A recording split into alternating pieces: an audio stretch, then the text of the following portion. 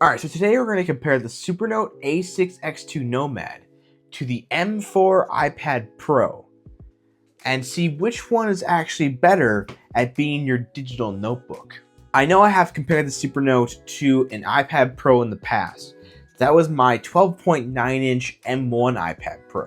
So not only is this one a little bit closer in size, but it is also a newer generation, so it has some hardware changes, and Apple has made some changes to Apple Notes itself, and this has the Nano-Texture display option that was never an option before on iPads, and we're going to see how that compares to what the Supernote comes with. So first we're going to talk about the materials used to make these tablets. So we're going to compare the pens first, and they are both actually comprised out of plastic. The Supernote standard push-up pen is much smaller than the Apple Pencil, as you can see right here. It is also a little bit thicker than the pencil itself, and if you're curious about how much, well, the caliper says the Apple Pencil is about 8.8 millimeters in diameter, and Supernote's pen is about 10.4. So not significantly thicker, but you can definitely feel it in your hand. And Supernote stylus is definitely lighter. In fact, this is 13 grams and the Apple Pencil is 20 grams. So overall, this feels a little bit weightier, a little more premium plastic used, and it's definitely a little bit longer. And personally, I find the Apple Pencil to fit more comfortably in my hand, not by a significant margin, but it does. Now the tip is kind of just exposed out here with the Apple Pencil, where with the Supernote, it actually tucks away its ceramic nib inside the pen itself, which is a nice way to keep it protected and damage-free. Now the folio covers that both of these come with are pretty comparable. The Supernote uses nice microfiber on the back and the front to keep the device safe and protected and scratch-free. It also has these two large magnets, so it does magnetically attach to the Supernote device here, and that is very secure. It's not going anywhere unless you want it to. And then this folio case actually is how you keep your pen with your Supernote. It does not attach to the device itself. Where with the iPad Pro, this is also Apple's default folio cover for it. It actually has 3 different folds, so it can do different drawing angles, and it could be a stand. It also has a magnetic rails to it. It has many different angles that you could have the iPad sit at, and it stays there, and that's really convenient. But it is also magnetic. It does not have 2 large noticeable magnets, but they are all over the case. It uses magnets for basically every single portion, which includes the stand, attaching to the iPad itself, and it does auto sleep and wake, which so does Supernote. So basically the main difference is the stand capability with the multiple different folds here. And the outside material for Apple's is a more silicone material, where on Supernote, it is this vegan leather material, which does feel really nice as well. This folio case has nothing to do with how the Apple Pencil attached to the iPad, however. That is magnets as well, and goes right in the center there, and it stays on fairly securely, but you definitely can hit it off if you're wanting to, where honestly, this loop system is way more secure with your pen. You're not hitting that off unless you want to take it out of the loop. So putting them all together, the iPad weighs about 675 grams, while the Supernote A6X2 Nomad weighs about 415. So it's about 260 grams lighter on the Supernote side of things. And you can definitely notice that the iPad next to this Supernote is pretty significantly heavier, but it's not like this is a heavy MacBook or anything like that. And honestly, if you didn't use something like the Supernote or a smaller tablet than this iPad, this is gonna feel really nice and light because it did get lighter and thinner this year. Speaking of thinness, as you can see, the iPad is definitely thinner than the Supernote. And just to get some specifics here, we're going to look at the iPad, and this is with the folio cover on. It is 9.4 millimeters thick, and with Supernote's folio cover, it's 11.7 millimeters thick. Now if we look at just the devices themselves, the iPad Pro is about 5.3 millimeters thin, which Apple's specs also agree with. And the Supernote A6X2 Nomad is about 6.3 millimeters thick, so a full millimeter thicker, which is actually not that bad considering how customizable and repairable this is. You could take off the backing here and get to the battery, the motherboard, and you have expandable storage in this device. But speaking of the battery, let's talk about battery life really quick. On a good day, you're getting about 10 hours of battery life with this iPad Pro. And it definitely varies on what kinds of apps and how long you're using them for. Like just watching videos and movies are gonna be much easier on this iPad versus doing constant note-taking or working in Final Cut Pro or something really extensive like that. That is going to use up the battery much faster, where you're getting only like 6 to 7, maybe 8 or 9 hours of battery life if you're really fortunate. Averagely 9 to 10 hours is pretty much what you can expect on this iPad. Where for the Supernote, even if you're using it every single day, a couple times a day, you're probably going to get very close to a full week of battery life on this device, which is really nice to have. You basically never have to worry about if it's gonna have enough battery to last a day. And even if it's on 20% battery life, you can take it somewhere, take a whole bunch of notes, bring it back, and it'll probably still have like 10% battery or more sometimes left. So that's really nice to have. Super good resting battery life on both of these actually. Although sometimes the resting battery life on the iPad isn't quite as good, mostly when you have the Apple Pencil Pro attached or some other accessories. It can make that drain just a little bit faster. Not hugely different, but it is there. All right, so now we're gonna talk about the screens between these two devices. And as you can probably tell, there's a pretty big difference between these two screens. On the one side, you have an e-ink display, and this one has no backlighting, so nothing illuminating it at all, and it is only in black and white. Where on the other side, you have a top-of-the-line tandem OLED Ultra Retina XDR display on this 11-inch iPad Pro that has basically perfect colors. You can even put it in a reference mode to have even more perfect colors on this display. Gets very bright, definitely has illumination to it, and is definitely in color. These are almost complete opposites from each other. That's not necessarily a bad thing. This e-ink screen is really nice for certain kinds of things. It's super easy on your eyes. There is times when working with an OLED or an LCD screen for too long of a period of time can definitely hurt your eyes, or at least strain them or wear them out, give you headaches, things like that. You get that much less with an e-ink display. It's not like you can't strain your eyes by looking at anything really, but this is less of a problem on e-ink, and I know a lot of people who choose these kind of devices just simply because it's easier to look at. Also, because of the technology of e-ink, that's why it has such good battery life, because it's refreshing the screen at a much slower rate and it's moving around these particles instead of actually illuminating individual pixels like the OLED does. So obviously, if you want really accurate colors and a great color experience, well, there's only one option here for you, and that's the iPad Pro.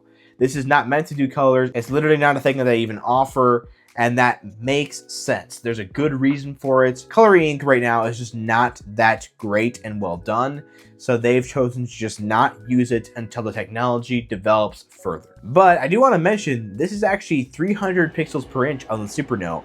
With the iPad Pro, it's only 264 pixels per inch. So it's going to be harder to see individual pixels on the Supernote versus the iPad. These are just two very different categories of screens. They are trying to do very different things. So the e-ink is great for certain things, the OLED is great for certain things. There's not really a clear winner there. But a big deciding factor is if you get bothered by OLED or LCD screens, well, that could be a very big pro to the Supernote, as it does not have any kind of backlighting or anything that would further strain your eyes. So what about the actual film or display screens themselves? For example, the Supernote has the Feelwrite 2 film. It gives it a little bit more of a paper-like feeling and actually compresses a little bit and, for lack of a better term, squishes when you write with it, versus the iPad Pro here, which I have the Nano-Texture display option, which is still a hard glass, but it's much smoother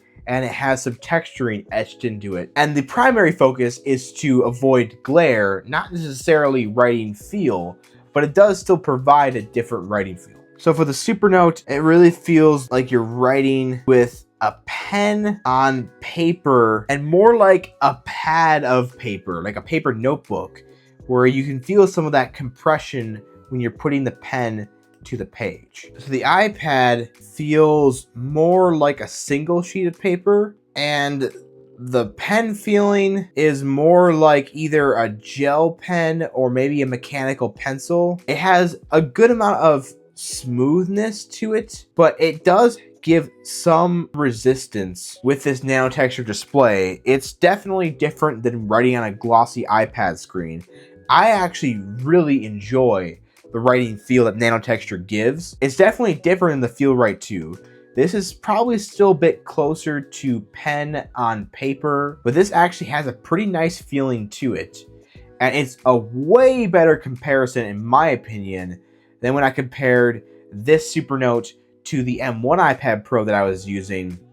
And it was just night and day. The Supernote had a clear lead on the iPad with writing feel, where now that lead is not as obvious. I do think if I had to give it to one or the other, I would probably give it to the Supernote, but it is not that far ahead, not anymore. I do think you're gonna get a similar experience if you use like a paper-like screen protector, but in my opinion, I actually prefer Nano-Texture to even a textured screen protector. It's a bit more consistent than the feeling I was getting on those screen protectors, as far as it's always about the same when I come back to writing on it. They both have very similar tool sets as far as what you can utilize for writing and erasing, all that kind of stuff. You can select things. You have gestures to undo and redo. You have that in the sidebar right here for the Supernote. And on the iPad, you can do a 3-finger swipe. Swipe to the left to undo, swipe to the right to redo, all that kind of stuff. And if you want to see some of the other differences between their note-taking software, I do compare that as well in the M1 iPad Pro versus the Supernote video. So feel free to check that out. But I will say the new Apple Pencil Pro having that haptic feedback and bringing this toolbar right next to you is something I've been utilizing a lot. And I really miss that when I go back to the Supernote. I always want to squeeze it and bring up this tool menu, but I can't. And that's really frustrating. And I also love double tap. That's really nice as well. But you can basically replicate those actions with the gestures, like the 2 fingers on the sidebar to do an erase selector, or 2 fingers on the screen to do a lasso selector, which is definitely nice. And I do think Supernote handles those shortcuts really well, and they make it feel a lot less painful. Because honestly, going from the iPad to something like the Remarkable actually throws me off even more so now that I have this toolbar and I'm used to different gestures and all that stuff. It's a lot easier to do those things on the Supernote. There's also some other Apple Pencil features, like having the ability to do barrel roll, like switching the orientation of the highlighter based on how your pen is actually oriented, which is really cool. I don't really use it a lot though, so it's not a big downside to me one way or the other. It's more been a party trick for me, and I haven't actually had a time where it was really incredible or it just fit the circumstance super well. Really quick, as far as what's under the hood with these things, you got the M4 chip on the iPad Pro, and that thing is just crazy powerful. I don't think any app fully utilizes the full power of the M4 chip on iPad OS. So it's just really good, really efficient, way overdoing it in a lot of ways, but it's nice to have that power when you need it for things on the iPad. Where the Supernote has a much less powerful, much less RAM chip, but the e-ink devices do not need to have these powerhouse chips in them for what they do.